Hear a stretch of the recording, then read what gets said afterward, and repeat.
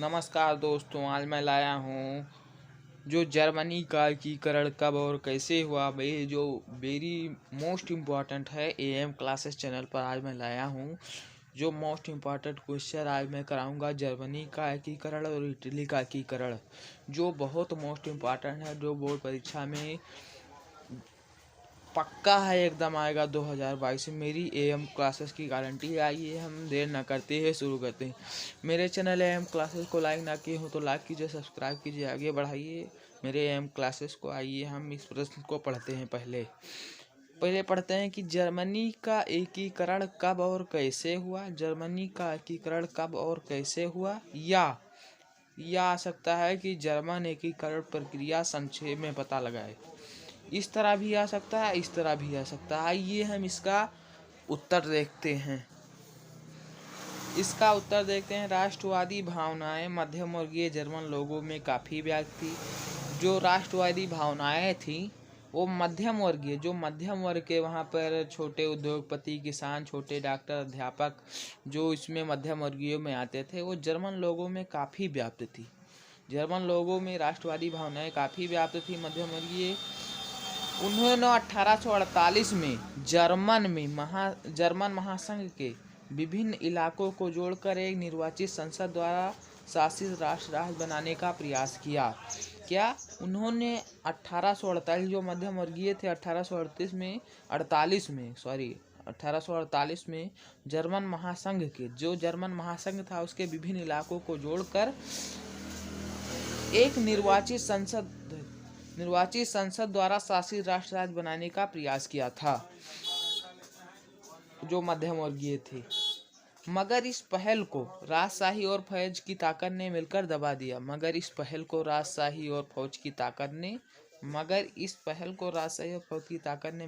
दिया। उनका परसा के बड़े भूस्वामियों ने भी समर्थन किया। जो परसा के बड़े भूस्वामी थे, उन्हें भी इनका समर्थन किया। उसके बाद परसा ने राष्ट्रीय एकीकरण के आंदोलन का नेतृत्व संभाल लिया। उसके बाद जो राष्ट्रीय एकीकरण है उसके बाद परसा ने राष्ट्रीय एकीकरण के आंदोलन का नेतृत्व संभाल लिया। उसका मुख्यमंत्री बिस्मार्क इस प्रक्रिया का जनक था, जिसने परसा की सेना और नौकरशाही की मदद ली। 7 वर्ष दौरान ऑस्ट्रिया, डेनमार्क और फ्रांस की 3 युद्धों में परसा की जीत हुई और एकीकरण की प्रक्रिया पूरी हुई। जनवरी 1871 में वर्साय में हुए एक समारोह में परसा के राजा विलियम प्रथम को जर्मनी का सम्राट घोषित किया गया। जनवरी 1871 में वर्साय में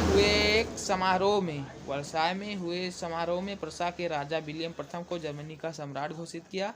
इस तरह 1871 में जर्मनी का एकीकरण हुआ। आइए हम इटली का एकीकरण देखते हैं। इटली के एकीकरण पर प्रकाश डालिए। इस तरह भी आ सकता है, या इटली के एकीकरण में महत्वपूर्ण भूमिका निभाने वाले 3 नेताओं के नाम लिखिए। ये क्वेश्चन है, मोस्ट इम्पॉर्टेंट है जो 2022 बोर्ड एग्जाम में आएगा। 2022 बोर्ड एग्जाम में मेरी एएम क्लासेस की गारंटी है। आइए हम देर न करते हुए आपको हम इसका उत्तर बताते हैं। 19वीं शताब्दी में इटली के एकीकरण की प्रक्रिया प्रारंभ हुई, जो निम्न प्रकार की थी। पहला इसका हम देखते हैं। इस समय इटली अनेक वंशानुगत राज्यों व बहुराष्ट्रीय हब्सबर्गों में बिखरा हुआ था। इस समय इटली जो था वो अनेक वंशानुगत, वहाँ पर वंशानुगत मतलब होता है कि राजा के लड़के का ही शासन होता है। जैसे राजा के लड़के, फिर लड़के के बाद उनके लड़के का शासन, यही वंशानुगत राज्यों में उनका शासन था। वह बहुराष्ट्रीय है स्वर्गों साम्राज्य में बिखरा हुआ था, जो बहुराष्ट्रीय कई देशों वाला हैब्सबर्ग साम्राज्य में बिखरा हुआ था। आइए हम दूसरा देखते हैं। पॉइंट वाइज पढ़ा रहा हूँ, जो इसी तरह लिखिएगा, आपका गारंटी लेता हूँ फुल नंबर आपको मिलेंगे बोर्ड एग्जाम में। इतालवी भाषा संपूर्ण इटली में नहीं बोली जाती थी। जो इतालवी भाषा थी वो संपूर्ण इटली में नहीं बोली जाती थी। अनेक स्थानों पर इसके अनेक रूप प्रचलित थे। अनेक स्थान, जैसे वहाँ पर कई स्थान तो थे, उनके अनेक स्थानों पर इसके अनेक रूप प्रचलित थे। आइए हम तीसरा देखते हैं पॉइंट वाइज। तीसरा है कि 1830 के दशक में, जो 1830 दशक मतलब होता है 10 साल का, 10 वर्ष का एक दशक होता है, 10 वर्ष का एक दशक होता है। 1830 के दशक में ज्यूसेप्पे मैसनी ने इटली को एकीकृत करने के लिए सबसे ज़्यादा प्रयास किया। 1830 ईस्वी ज्यूसेप मैसनी जो थे, मैसनी ने इटली को एकीकृत करने के लिए, एक क्रांतिकारी थे जो इटली के एकीकृत करने के लिए सबसे ज़्यादा, बहुत ज़्यादा प्रयास इसने किया था एकीकृत इटली को करने के लिए। और उसने यंग इटली नामक गुप्त संगठन स्थापित किया, और इसने यंग इटली नामक गुप्त संगठन भी स्थापित किया। आइए चौथा हम देखते हैं पॉइंट। चौथा देखते हैं 1831 और 1848 में जो क्रांतिकारी विद्रोह असफल हुए, उनके कारण इतालवी राज्यों में बिखराव आ गया, जिन्हें संगठित करने के लिए सार्डिनिया पीडमॉन्ट के शासक विक्टर एमेलियन द्वितीय आगे आया।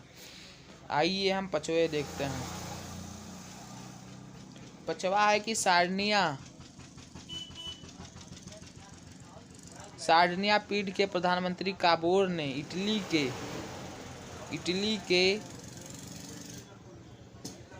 राज्यों को संगठित करने के लिए प्रारंभ हुए आंदोलनों को नेतृत्व प्रदान किया और फ्रांस व सार्डिनिया पीडमॉन्ट के बीच एक कूटनीतिक संधि की। आइए हम छठवा देखते हैं। 1859 ईस्वी में सार्डिनिया पीडमॉन्ट ने ऑस्ट्रिया को पराजित किया। इस युद्ध में ज्यूसेप्पे गैरिबाल्डी के नेतृत्व में अनेक सैनिकों ने भी भाग लिया। आइए हम देखते हैं सातवां। ये इस तरह आप पढ़े, इसे ज़रूर आएगा, मेरी गारंटी है। मैं आपसे निवेदन कर रहा हूँ कि मेरे चैनल एम क्लासेस को लाइक कीजिए, सब्सक्राइब कीजिए, आगे बढ़ाइए। मैं इसलिए निवेदन कर रहा हूँ कि आपका भविष्य उज्जवल हो। इसी के साथ आइए हम सातवां देखते हैं। सातवां है कि 1860 ईस्वी में दक्षिणी इटली व 2 सिसिलियों के राज्यों में सार्डिनिया पीडमॉन्ट के सैनिकों ने प्रवेश किया। यहाँ पर स्थानीय किसानों की मदद से वो स्पेन को पराजित कर सके। आइए हम आठवां देखते हैं।